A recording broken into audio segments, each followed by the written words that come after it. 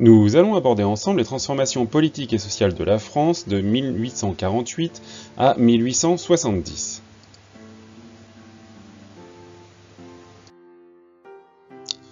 Pour introduire cette question, observons cette peinture de Max Berthelin intitulée Vue intérieure de la galerie des machines et qui représente le palais de l'industrie construit à Paris pour l'exposition universelle de 1855.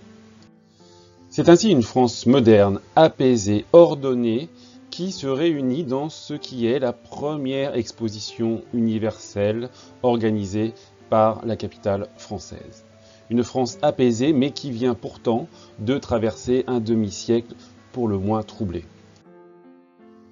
Le siècle commence ainsi avec les luttes révolutionnaires qui s'achèvent en 1815 par le retour de la monarchie après l'échec des 100 jours de Napoléon Bonaparte défait lors de la bataille de Waterloo. À travers sa charte constitutionnelle, la nouvelle monarchie de Louis XVIII entendait tirer les leçons de l'époque révolutionnaire et permettre au retour de ce régime d'être durable.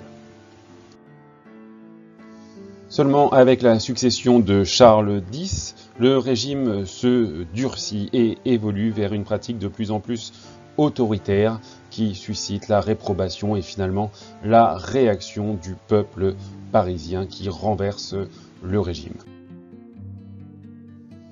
Suite aux Trois Glorieuses, c'est finalement Louis-Philippe d'Orléans, fils de Philippe Égalité, qui devient roi des Français. Il semble ainsi promettre de renouer avec le compromis de 1790 en établissant une monarchie réellement parlementaire. Mais si elle est bien parlementaire, cette monarchie n'est guère populaire et repose toujours sur une petite élite. Or, la France est en train de changer. Elle est confrontée à de profondes transformations sociales et économiques générées par l'industrialisation. L'incapacité à affronter cette évolution et à apporter des solutions politiques durables plonge alors le pays dans une nouvelle vague de tensions révolutionnaires. On peut ainsi se demander quels furent les bouleversements politiques et sociaux qui touchèrent la France jusqu'à l'installation à partir de 1870 de la Troisième République. Nous aborderons pour commencer les espoirs déçus d'un nouveau modèle républicain. En 1848, la France connaît alors l'aboutissement d'une crise politique, économique et sociale. Une crise qui se développe dans une France qui change rapidement sous l'impact de l'industrialisation. La machine à vapeur se diffuse dans l'industrie textile ou la métallurgie. Vers 1830, les chemins de fer commencent à se développer, alors que parallèlement, des pays noirs émergent dans les bassins houillers où on extrait du charbon. Charbon indispensable au développement industriel de cette première industrialisation. Sur les littoraux, des ports permettent l'ouverture au commerce international. Mais si l'industrialisation génère des enrichissements rapides, offre la perspective de nouveaux emplois, elle suscite une croissance économique qui reste finalement fragile et surtout soumise à des cycles. Ainsi, en 1848, le pays fait face à une série de difficultés économiques et sociales. La mécanisation et la surproduction provoquent du chômage au sein de la classe ouvrière naissante. Mais si l'industrialisation génère des enrichissements rapides, offre la perspective de nouveaux emplois, elle suscite une croissance économique qui reste finalement fragile et surtout soumise à des cycles. Ainsi, en 1848, le pays fait face à une série de difficultés économiques et sociales. La mécanisation et la surproduction provoquent du chômage au sein de la classe ouvrière naissante.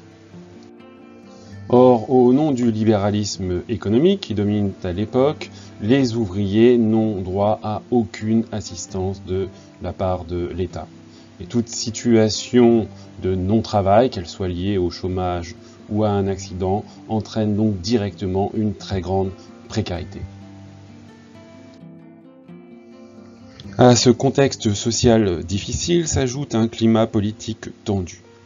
En effet, les républicains s'opposent de plus en plus au régime de Louis-Philippe, notamment à travers une campagne de banquet où ils cherchent à faire connaître leur opinion en faveur d'un élargissement du droit de vote. La monarchie de Louis-Philippe, dite monarchie de Juillet, repose en effet sur un système électoral censitaire qui limite l'accès au vote à une toute petite élite sociale au sein du pays. Or, l'interdiction d'un banquet républicain va provoquer à Paris les 22 et 23 février 1848 de grandes manifestations. Pour disperser les manifestants, des soldats tirent sur la foule. Dès lors, la manifestation tourne à l'insurrection. Et face à la révolte, Louis-Philippe abdique et la République est proclamée le 24 février 1848.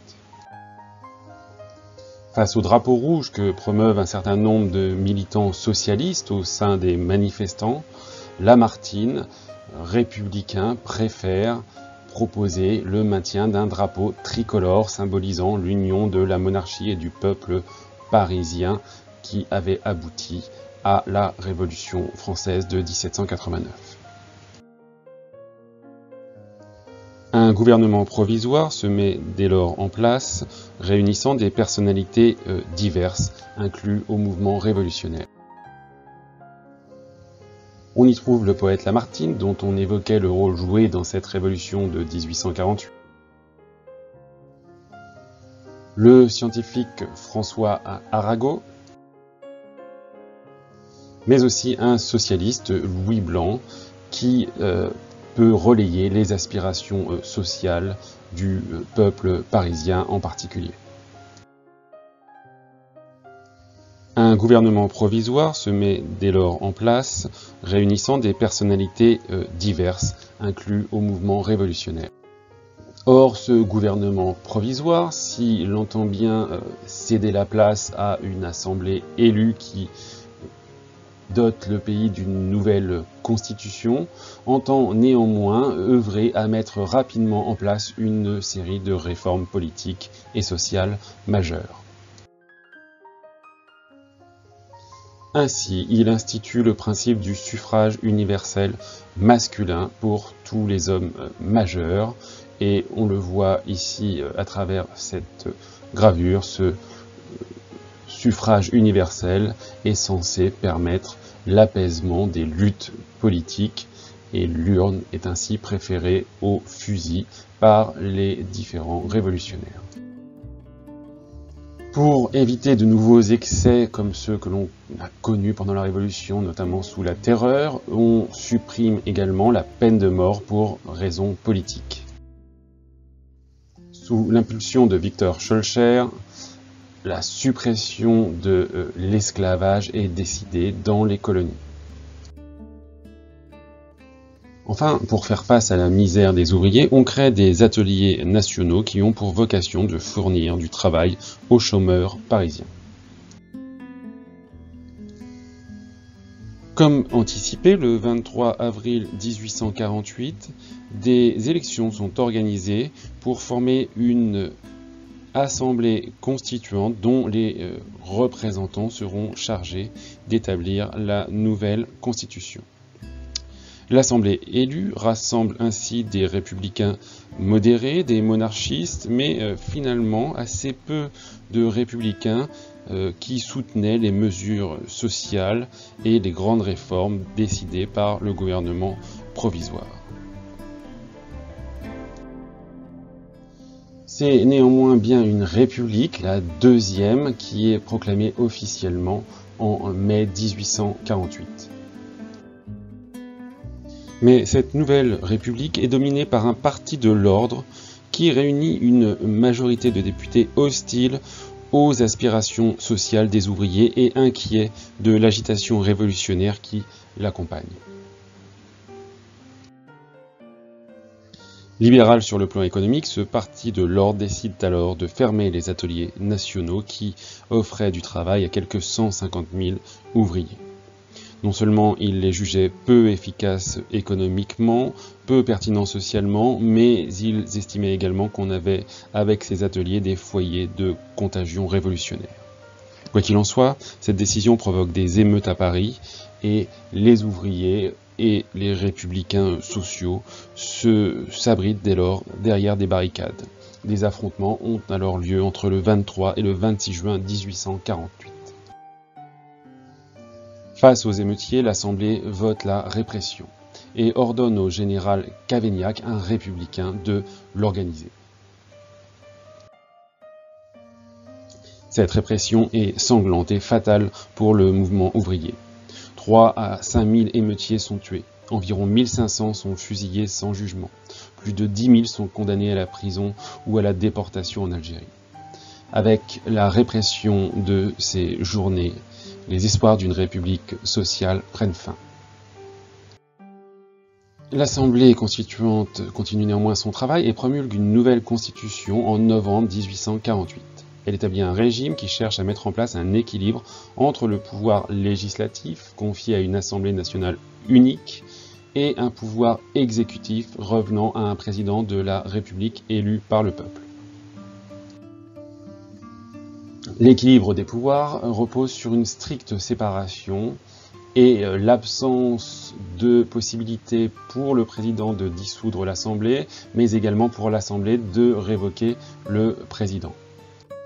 L'Assemblée, désignée au suffrage universel masculin direct, a l'initiative sur le plan législatif et siège pour 3 ans.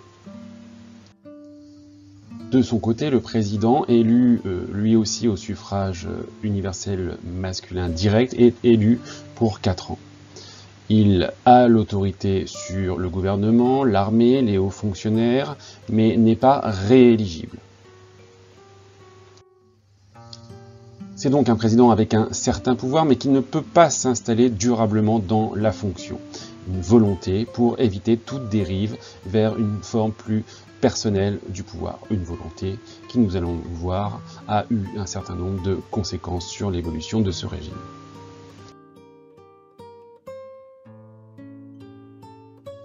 Pour cette élection s'affrontent Ledru-Rollin, un démocrate socialiste, Lamartine, le républicain leader pendant la révolution de 1848, Raspail, également, qui représente ici également un courant socialiste. On trouve également le candidat légitimiste et donc monarchiste Nicolas Changarnier, Eugène Cavaignac, le républicain modéré qui, on l'a vu, avait réprimé le mouvement de révolte suivant la fermeture des ateliers nationaux, et puis enfin Louis-Napoléon Bonaparte, le neveu de Napoléon Ier, qui est soutenu pour sa candidature par le Parti de l'Ordre et qui l'emporte finalement très largement. Cette élection présidentielle est suivie logiquement d'élections législatives organisées en 1849 et celle-ci donne la majorité aux conservateurs une nouvelle fois, renforçant ainsi l'autorité du Parti de l'Ordre, dirigé par Odilon Barrot. Soucieuse d'ordre bien plus que de renforcer la dimension démocratique de la nouvelle République, la nouvelle Assemblée limite la liberté de la presse et durcit les conditions de vote en excluant près de 3 millions d'électeurs parmi les classes populaires. Mais cette nouvelle République va surtout se heurter aux ambitions de Louis-Napoléon Bonaparte, un personnage que le Parti de l'Ordre entendait manipuler, mais qui va s'avérer bien plus ambitieux que ne le prévoyaient ses députés. En effet, Louis-Napoléon Bonaparte envisage d'assumer un nouveau mandat présidentiel, mais la Constitution ne l'autorise pas au nom de la non-rééligibilité du président. Il cherche dès lors à convaincre l'Assemblée de le soutenir et d'organiser une révision de la Constitution, mais face à l'opposition de celle-ci, il se résout à organiser un coup d'État le 2 décembre 1851 et le régime prend dès lors fin. La Deuxième République cède dès lors la place au Second Empire.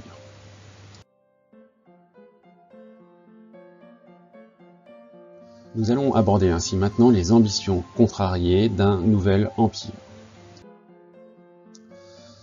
Louis-Napoléon Bonaparte va ainsi confisquer le pouvoir, mais pour s'assurer d'une certaine légitimité, il va s'appuyer sur le peuple auprès duquel il est finalement assez populaire, ce qui lui permet d'organiser un plébiscite.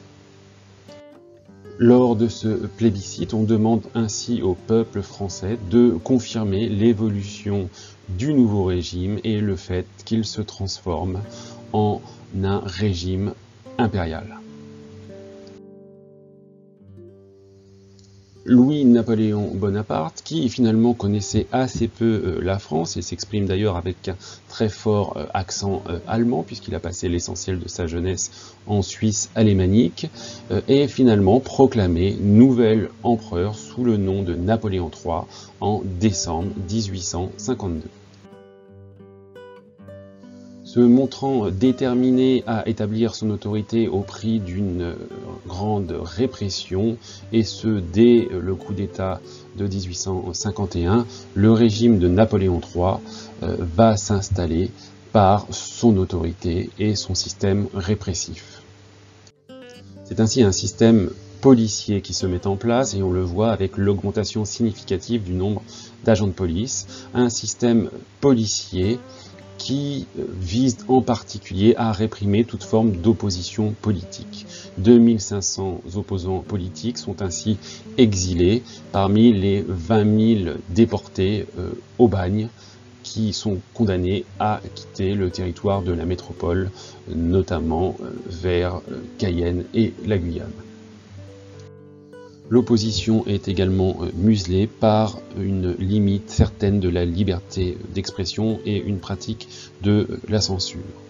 Dès lors, les opposants au coup d'État qui ont échappé aux arrestations suivant celui-ci doivent choisir bien souvent de s'exiler pour continuer à pouvoir s'exprimer, à l'image de Victor Hugo. Une nouvelle constitution est mise en place qui confie à l'empereur l'essentiel des pouvoirs. C'est lui qui a la main sur l'exécutif en nommant ministres, préfets et indirectement les maires. Il a également la main sur le législatif, puisque celui-ci est composé de députés qui, appartenant au Conseil d'État ou au Sénat, sont nommés par lui. Il a cependant recours au suffrage universel masculin pour légitimer sa politique à travers le plébiscite, suffrage universel masculin qui peut également s'exprimer pour l'élection du corps législatif ou des conseils généraux d'arrondissement municipaux.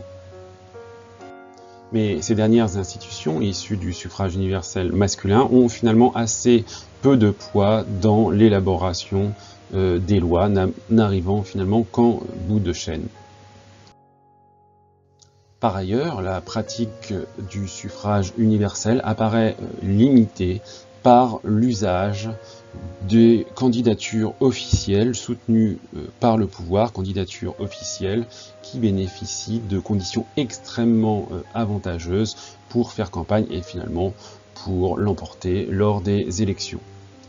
L'usage des plébiscites, par ailleurs, relève d'une pratique finalement assez peu démocratique, puisque ceux-ci n'ont lieu qu'à partir du moment où le pouvoir est assuré de l'emporter.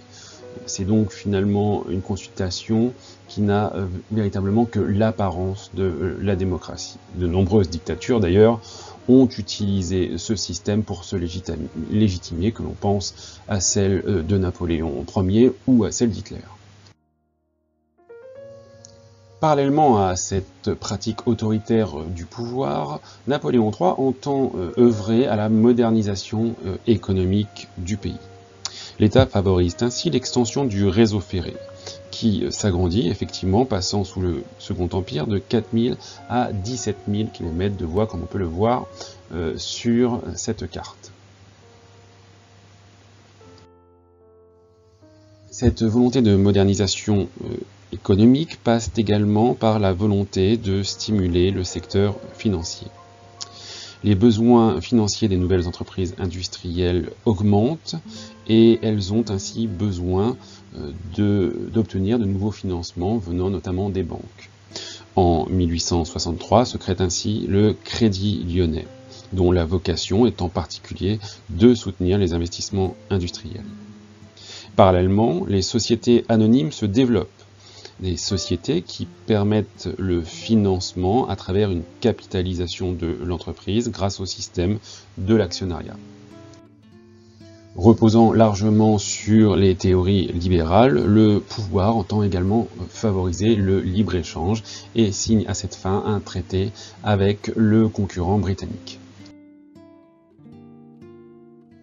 Cette France qui s'industrialise est aussi une France qui s'urbanise. Comme on le voit sur ce tableau, la population urbaine, bien qu'elle reste extrêmement minoritaire, augmente considérablement pendant cette première moitié, ces 2 premiers tiers du XIXe siècle. Or, l'aménagement des villes peine à accompagner cet exode rural. Et de nombreux problèmes se posent ainsi dans les grandes métropoles, et notamment à Paris, où s'entassent et s'accumulent en particulier des populations qui vivent dans la misère et dans des conditions sanitaires préoccupantes. On ajoutera qu'à cette misère sociale s'ajoute une agitation politique qui tend à ce que le pouvoir considère que les classes laborieuses sont des classes dangereuses.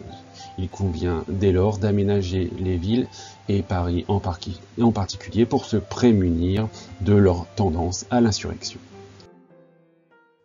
Le pouvoir confie alors au baron Haussmann un vaste plan d'urbanisme dans la capitale française qui amène à la construction de vastes percées qui permettent l'élargissement des rues, qui également accompagne ces travaux d'un agrandissement de la ville, qui la connecte mieux au reste du monde à travers la construction de grandes gares, en même temps que se développe le réseau ferré, mais tout ça ayant pour conséquence de pousser les catégories populaires du centre-ville à être repoussées davantage vers les périphéries. Il y a dans cet urbanisme haussmannien une volonté d'améliorer l'hygiène, la circulation, la qualité des logements, mais aussi la sécurité. On va assister à une évolution au sein du Second Empire dans les années 60 où le régime s'assouplit et devient moins autoritaire et plus libéral au sens où il concède davantage de liberté individuelle qu'il ne le faisait à ses débuts. L'Empire libéral autorise ainsi en 1864 le droit de grève. Il concède à l'opposition davantage de liberté politique. En 1868, une loi favorise la liberté de la presse, autorise les réunions publiques, alors que parallèlement, le régime connaît une réforme constitutionnelle qui va donner plus de poids au corps législatif. C'est ainsi un corps législatif un peu plus représentatif de la diversité politique qui est élu en 1869, un corps législatif où apparaît pour la première fois des candidats républicains qui s'étaient opposés donc au coup d'État napoléonien. Ce corps législatif est néanmoins, comme on le voit ici, essentiellement dominé par des bonapartistes, même s'il se divise entre libéraux et autoritaires.